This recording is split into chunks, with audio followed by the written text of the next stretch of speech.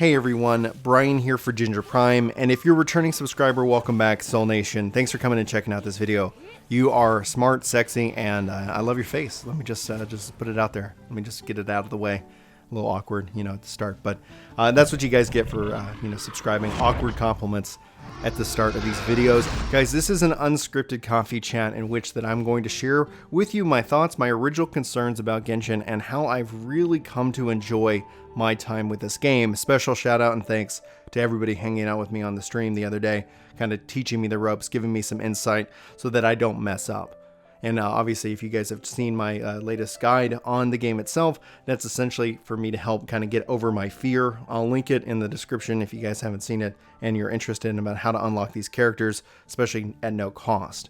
That brings me to my first point. I will be taking you guys through the free-to-play conversation, my approach to the gameplay, my impact, my thoughts about Zelda, Nintendo, in all of this. So there's a lot to kind of unpack. There's a lot that I really want to share with you. So if there's anything I say that does, create some kind of frustration, just let me know. I'm not trying to insult Nintendo or Zelda. I'm not trying to insult, anything in this regards. I really have a lot of excitement and I just I have to share it. I think that's the real key point here. I will mispronounce on words. I probably should start saying this on some of these videos, especially with RPGs. I have a speaking and a kind of a reading impediment, and it makes some words that I say incorrect, and many people call me out on it. So regardless, we'll just go ahead and leave it at that. To set some context to this conversation, if you guys, especially, I think we have a lot of new members here at the channel. I have always been skeptical and concerned about free-to-play games. They have always made me, I guess as a gamer, just wish that I could pay for it. And I find myself, especially with Genshin Impact, not in that boat. I find myself as, yes, it's got gatcha mechanics. Yes, it has the way for me to give them money. But at the same time, I'm having an incredible experience so far. Now, maybe, plus level 60 or etc. Like down the road, it might feel a little bit, a little bit more, hey, give us some money kind of aspect. And I'll be sure to guys update you on that if that changes. But overall, my experience is I actually want to give them money, but I'm going to wait. I'm going to wait until I get 40 to 60 hours of real gameplay, real dedication to the game before I decide to open my wallet to them. And that's namely because I want to see if it's possible as an experiment. Can you play this game completely for free and have a premiere time? I've seen a lot of other content creators, with their videos showing that they're dropping hundreds and 200s and 400s and more dollars. And I'm not here to judge them and how they spend their money. I'm not here to judge you and how to spend your money. But I'm here to tell you that from a free games perspective, if all free games were at the quality and the consistency and just the gameplay of what Blue Protocol hopes to offer as well, another free-to-play upcoming anime, but that's going to be an MMORPG. What these games tend to offer, what Genshin Impact offers, it's truly, like, in my mind, I can't yet justify it. Obviously, Genshin is not finished being built. We've only got 2 lands. With patch 1.1, there's going to be more content to come and deliver into the game itself, which is exciting to see, and I'm very much excited to continue my journey with these characters. And oh my gosh, like, these characters feel so well designed, so thought out, so well voiced, animated to almost perfection. This is essentially kind of almost a waifu and husbandu simulator, and there's a part of me that I'm just kind of reliving this world, this anime world that I've been a part of and tend to dabble in from time to time. And what I mean by that is that there's several animes that as I've grown up as a young adult, I've identified with, like I've just consumed, and they've just really had these great stories. And this has me feeling like I'm playing in an anime.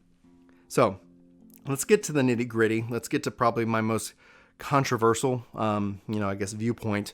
And it usually comes down into the form of a critique of Nintendo itself and the Legend of Zelda. Legend of Zelda, especially Breath of the Wild, is phenomenal. And you're like, wait, Brian, I think we're going to be controversial.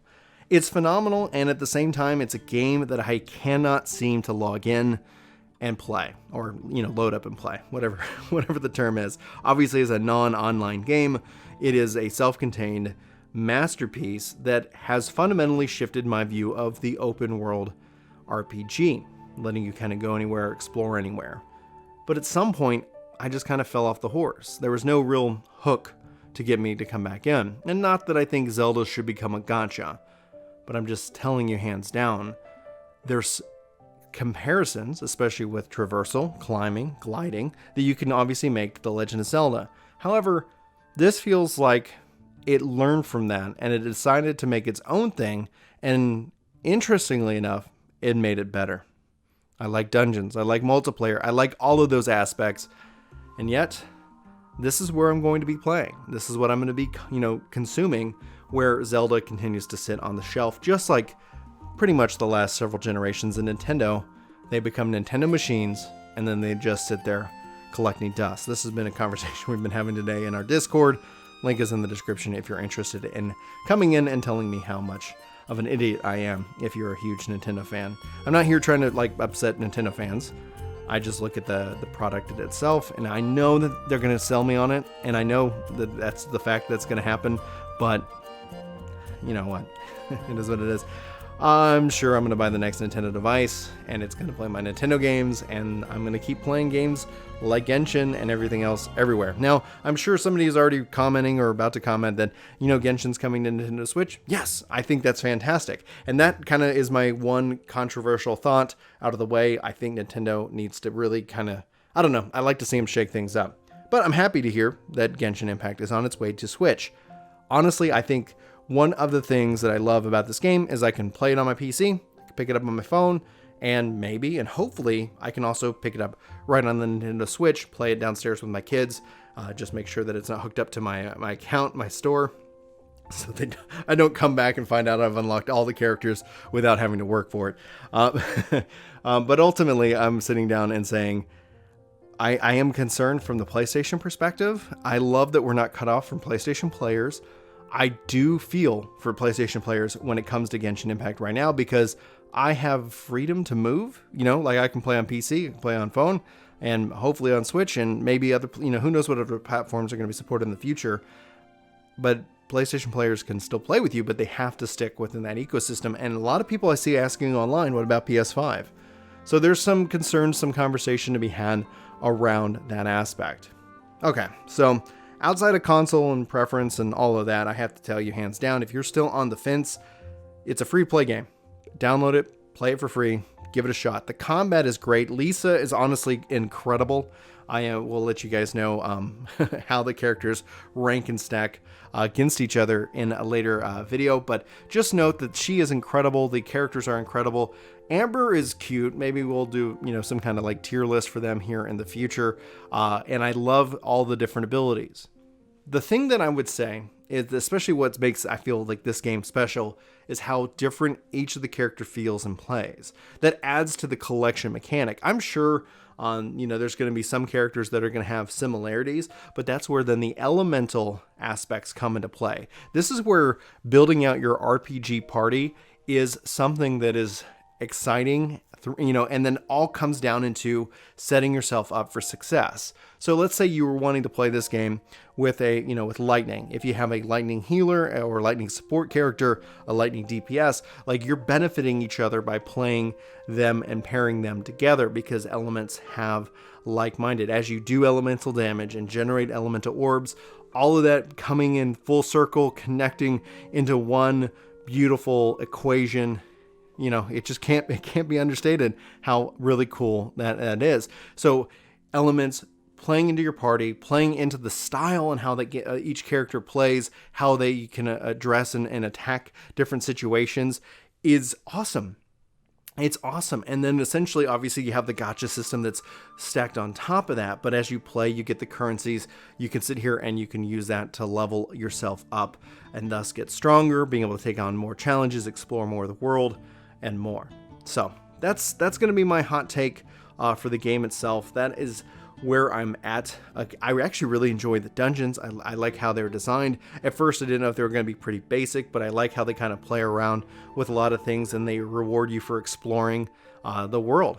And that's what I wanted to share. A short, simple video.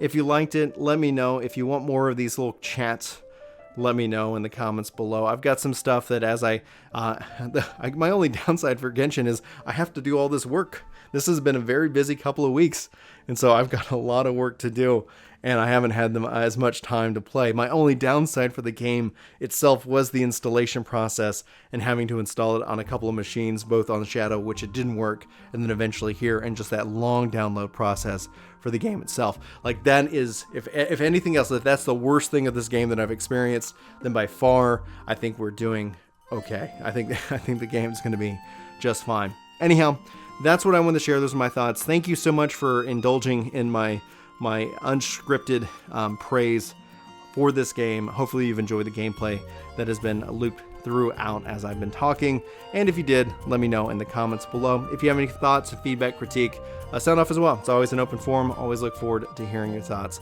But for Ginger Prime, my name's Brian. Thank you for watching. Hopefully you have a fantastic day, and I hope to see you in my next video. But until then, take care. This video is sponsored by me, Ginger Prime. Hopefully you'll check out my podcast channel, Ginger Gaming Radio, which we have lots of guests, lots of great conversations, and even more highlights. Links are in the description below. Let me know what you think. Thanks.